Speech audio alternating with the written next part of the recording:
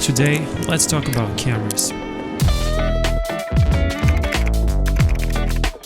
Okay, so Galaxy S24 Ultra, let me show you guys what settings I'm using with this phone, and you can just follow along, see if it works for you. Personally, for me, I'm able to get these results with this phone for videos and photos, so let me share it with you. And don't worry if you have another phone, different brand or model, you still can use my philosophy in order to squeeze maximum out of your camera. So let me install first the phone into this accessory. I will explain to you what it is in just a moment, and we're ready to go. Alright, I will try to cover almost everything settings related in this video, so let's start with the camera app first. As you see here, I rearranged all the modes, so on the left I have Pro Photo in case I want to use manual settings for photos like adjust shutter speed, ISO, and the same thing I did for videos. You see on the right from the video, I have Pro Video mode, which allows me to utilize all the manual settings that the phone offers. And you can do that in this way, so you just go into the More tab, you long press onto the mode you want to add to the panel, and you just drag it there. So I added only manual photos and manual videos mode to each of the sides, so I recommend you to do the same. Now when we're in the photo mode, let's hit the gear menu. Now intelligence optimization I set up to maximum, I did not change it really. Then if we go to advanced video options, HDR 10+ videos, I personally prefer to disable HDR on most of the phones unless I really need HDR. And just for your understanding, a few words about filming HDR videos and when you should turn it on. Well, it all depends on the lighting, of course. Let me explain. I have super bright and intense highlights in the sky over there, rich shadows on the statue, so it's important to capture all those details. For that condition, it's important to use HDR. If you're filming in more of a overcast kind of weather, I'm telling you guys, disable the HDR completely, because the image will look like this. And this is HDR off and this is HDR on. You see, with the HDR on, with the overcast weather, it just looks horrible to my taste. And I think it's only acceptable to use it in lighting scenario like right now. So guys, always train your eye and just, so you get familiar with the settings, then use HDR. If it's not the case, not sunny weather, disable it completely, it will ruin your shot. And so with the HDR out the way, let's check the rest of the settings that will help you to take better images. Grid lines, of course, we keep it on. Always enable your grid lines. Voice commands, to be honest with you, it never works for me. There was so many times I set up my phone on a tripod and walk back, say into the phone, take a photo, it doesn't take a photo, people look at me, it's so awkward. So I mean, if you like this function, go ahead and use it. Personally, I'm not a fan. I would rather use something like, remote shutter button like this. All these smart features, especially in public places, in a city like this. Oh man. Then if we hit settings to keep, I enable only camera mode, selfie angle, high picture resolution, and portrait zoom. That's it. Filters, I disable super steady. Stabilization, I personally never use super steady on any phones because the image stabilization that's built in, you will see it's already good enough as is. And a lot of people told me I have to use active steady, where to be honest, I don't think it's necessary anymore because it's pretty good already. So let me show it to you and let's just compare it side by side. And for that case, I will be using this rig as a whole. I'll film some shots horizontally and some shots vertically too. So yeah, let's try it. And for those who do not know, a few words about this cage. It was sent to me by the sponsor of this video, Smallrig. It supports quick release handles that provide comfortable grip. There is also this shutter button that is removable and allowing you to snap photos remotely. The cage has these mounts all over its body, so you can quickly go from vertical to landscape shots, and by the way, you still get the access to the S Pen stylus. It also comes with a few mounts for lenses and a filter adapter. There's also plenty of different mounts for attaching different accessories, lights or microphones. So while you still can get amazing shots with the phone just as is, but having accessories like this one surely helps to make the filming process more comfortable. With that said, let's try it. I'm trying not to make my steps too prominent, but I'm not trying really hard, to be honest. Now guys, let me tell you, no matter what people say about the display quality, here it's amazing. I have really intense and bright sound right now, and I can see clearly what's happening on this screen, even though I have polarized glasses on right now, but I still see everything. It does not affect the image. If you watched my Xiaomi 14 Ultra video, then you saw that at some angles, whenever I rotate the phone, my screen goes completely dim. But here I can see clearly everything, so that really is nice. All right, now let's try the super steady image stabilization. And you see I was filming in 8K. Super steady decreases the resolution to Quad HD. We'll probably see the decrease in quality, but let's try it. Let's walk chaotically. I will do it one-handed.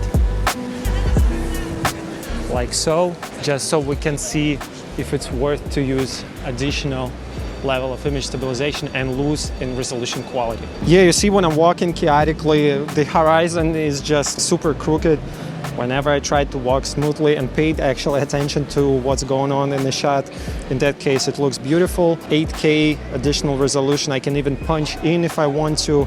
I think it looks really, really nice, guys. What do you think? In my opinion, it's not necessary to use any active stabilization, because if you have a lot of light like I'm having right now, the image stabilization is so good on these phones, so you can get away with anything, just filming the highest resolution possible and you get the most crisp results. Now there are just a few more camera settings that you can use to improve your camera experience, and for this you need to try Camera Assistant. Camera Assistant, this is the app that you need to download from the Galaxy App Store, and it allows you to unfold the potential of the camera even further. You see zoom shortcuts, it adds these digital crops into the phone menu, so you have 2x, 10x, I added everything in there, HDR disabled, and if I need more brightness in the shot, then I would choose the raw photo and then edit it a little bit on this phone as well, because we have S Pen. You will see, guys, this is just perfect device for that. Picture softening off, auto lens switching, I disable it too. Distortion correction enable, then high resolution settings, adaptive pixel I keep on, upscale digital zoom I keep also on, so this allows the phone to enhance digitally the photos that would lose the quality if you zoom too much on the subject. Quick tap shutter I keep it on, and it allows you to take the photo as soon as you press the shutter button. This is really convenient. So pretty much everything else is self-explanatory, and that's about it as for the camera settings. The rest will be just setting the right resolution, setting the right white balance, and so on. And guys, on a random note, I use this clamp for my bigger camera, but check this out. So I attach this plate to the cage and I can just, you know, insert the cage and whole setup like this. I know it's probably a little bit ridiculous for some of you, but personally I don't like carrying phones in the pockets, and I like to have my pockets free completely without any wallets, none of that. Probably for a call I don't even have to take it out from here, but for a photo I just press it, release it, and once it's done I just put it back here and I'm ready to move on. A little bit ridiculous, but gets the job done. Okay, now let's take a few shots from the tripod, and I will be filming videos here and just walk you through different settings that allow me to capture better image quality. Okay, so the first thing that you need to focus on is resolution. I do not recommend you to go below Ultra HD. Ultra HD is 4K and 60 FPS. I don't prefer using it, to be honest. I use 30 FPS mostly because it allows for better image quality, because bitrate per frame is higher if you film in 30 FPS. I know a lot of people say 60 FPS gives more fluid image, but no, it just gives you more frames per second, but more data per each frame would be if you're filming in 30 FPS. If you're planning to film longer than a few minutes, and especially if you're planning to pan your camera left and right or tilt it up and down, in that case, I really, guys, recommend you to hold on the screen like this and lock your exposure, focus, everything, white balance too, because you see, if I turn this way, everything is green. Once I turn another way and have castle in the frame sky, in that case, the colors will be messed up. So just make sure you lock it, hit record button, and you're good to go. So that was regular video mode, but sometimes you want to go a little bit further and adjust your settings manually to achieve certain result. In that case, you have to use Pro Video mode, which I really like on this phone. Let's do 4K 30 FPS, and here you choose aspect ratio. I will use 16:9. It also has the option for full, and some people who come in from the bigger camera, pro camera, might think it's something like open gate shooting, like 4:3 or something, but no, full screen here on this phone means that it will occupy the whole display, but it will introduce crop to the image, surprisingly. So I think it's better to use 16:9. ISO, you have probably set it to auto if you never used it before. We hit here and we have manual adjustments, so it depends really on what lighting situation you're in. So in most situations it's better to use lower values of ISO, so you get cleaner image and less noise in the shot. But sometimes if you're filming in low light, it's okay to boost your ISO a little bit higher. For example, this shots you're seeing right now, I filmed with ISO 400 and even above. Like sometimes on this phone I used ISO 1000. Yes, it's not going to be as crisp, as clean, but still you will get some details. So you always have to think a little bit beforehand when you're filming. If you want to have more information in the shot, sometimes it's okay to boost your ISO, but right now it's daytime, sun is still out, so I will keep ISO at 50, the lowest value. So the shutter speed, it depends really. If you want to have motion blur in the shot, in that case your shutter speed has to be double of your frame rate. So in this case, if I'm filming, you see 30 FPS, it has to be something like 1/60th. But you see the shot is overexposed, so for that I have to use ND filters. And unfortunately I don't have the ND filter with me right now. So if you want to have motion blur, you're either better off using tripod or gimbal. Otherwise, if you're filming handheld, your shutter speed needs to be a little bit higher than you would usually get with cameras like this one. This is the limitation of the phone. Focus, you can either select multi and the phone will automatically select what to focus on for you. Center, which I will be using right now, and sometimes you want to use manual settings for focus. It's also useful for more like studio kind of shots, but right now center focus is enough for me. Now next thing is white balance, and guys, surprise, on this phone I recommend you to use auto white balance because it's better than using manual for one reason.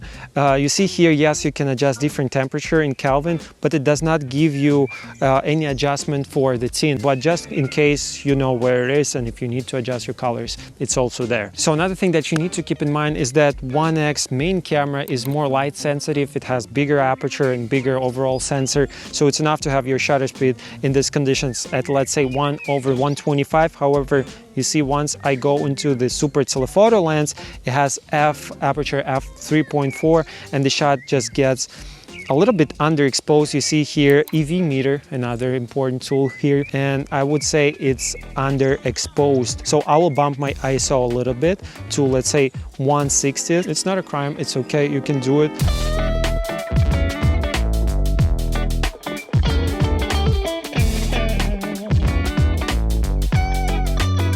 Alright guys, now what do you think about this image quality? You let me know what other phones can film on the same level as the S24 Ultra. Let me know down in the comments and see what other people are saying down there too. Now, urgent news. While making this video, I had two special parcels arriving, and one of which is from YouTube, and it is a Playbutton. Thank you so much everyone for your support. In just a year we crossed 100,000 subscribers, and I'll try to make even more cool reviews for you. And remember, practice makes perfect, so keep experimenting and learning. Thanks for watching, and I'll see you in the next video. And by the way, meanwhile, make sure to watch this video next, because I think it will be perfect for you. And I'll see you there.